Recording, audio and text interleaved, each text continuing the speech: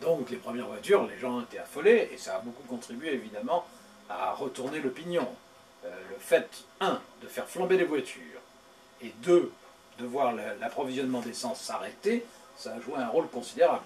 Les gens, à la limite, voulaient bien essayer de comprendre la révolution de leurs enfants, mais manquer d'essence pour partir en week-end, non. Donc ça a joué un rôle vraiment décisif. Vous connaissez les sondages de l'époque, c'est quoi la date où on note le changement? Je dirais que c'est autour du 20, entre le 20 et le 25. Après la Chienlit? Ouais. D'accord. Et l'expulsion de Cohn-Bendit? Oui, mais à l'époque, hein, c'était assez ambigu ça, parce que en même temps, c'est ce dont rêvait Georges Marchais. Bon, il faut dire que bon, quand on voyait dans le style de l'ORTF de l'époque, arriver, Cohn-Bendit, Gesmar, etc., pour s'exprimer, les gens avaient l'impression d'être dans un film d'anticipation. Donc ils étaient interloqués. C'était une époque, quand j'ai enseigné à Sciences Po, quand on entrait en cours, tout le monde se levait, et quand on avait fini de parler à la fin du cours, tout le monde applaudissait, et puis brusquement, on voyait les mêmes qui se précipitaient, qui enlevaient les pavés, qui faisaient brûler des voitures, qui mettaient des banderoles en disant on va faire l'amour, la révolution, inventer une nouvelle civilisation, et les gens avaient les yeux hors de la tête. Dernière question. La presse écrite a-t-elle changé, selon vous, suite aux événements de mai 68? Oui, notamment les hebdomadaires, plus que les quotidiens. C'est-à-dire qu'on a vu naître après des rubriques qui n'existaient pas.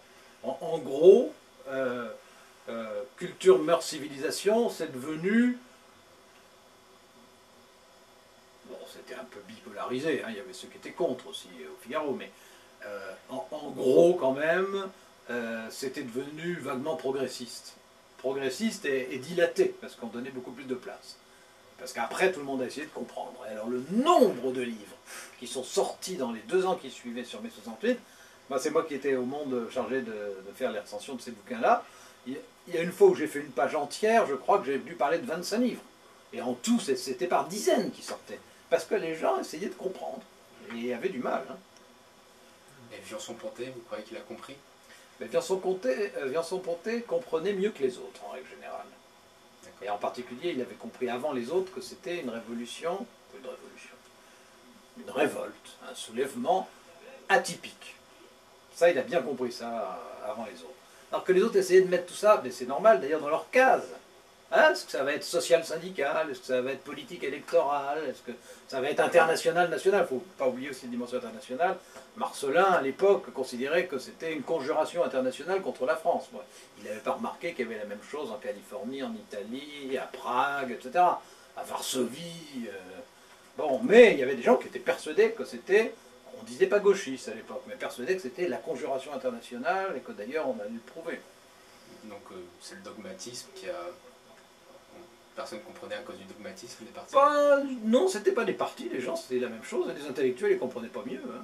Il y avait ceux qui couraient derrière les étudiants de toutes leurs jambes pour être dans le mood, et puis il y avait ceux qui étaient furieux, type réaction mandarinale, et qui soit restaient chez eux, soit s'opposaient véhémentement.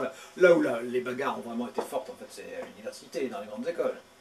C'est là où il y a vraiment eu la quintessence du mouvement. Bon. Merci beaucoup. Écoutez, Très bien.